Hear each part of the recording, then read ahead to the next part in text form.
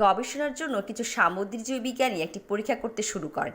এজন্য তারা একটি হাঙরকে বড় ট্যাঙ্কে রাখে এবং তারপর একই ট্যাঙ্কে বেশ কয়েকটি ছোট মাছ ছেড়ে দেয়।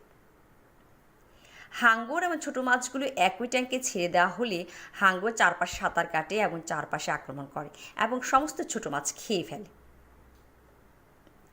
এখন পরের বার জীববিজ্ঞানী ট্যাঙ্কের মাঝখানে পরিষ্কার ফাইবার গ্লাসের একটি শক্ত টুকরো ঢুকালেন, যা ছোট মাছগুলো হাঙরের মধ্যে আলাদা পার্টিশন তৈরি করে।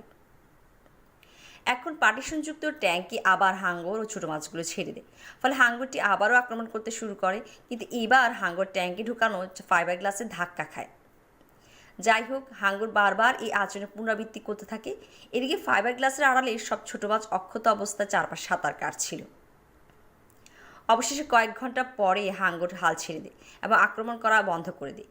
একই পরীক্ষা কয়েকদিন ধরে পুনরাবৃত্তি করা হয়েছিল। জীববিজ্ঞানীগণ হাঙরের আচরণে পরিবর্তন লক্ষ্য করলেন। এখন হাঙর কম আক্রমণাত্মক ছিল এবং ছোট মাছ আক্রমণ করার চেষ্টা কম করেছিল। সময়ের সাথে সাথে হাঙর ক্লান্ত হয়ে পড়ে এবং আক্রমণ করা বন্ধ করে দেয়।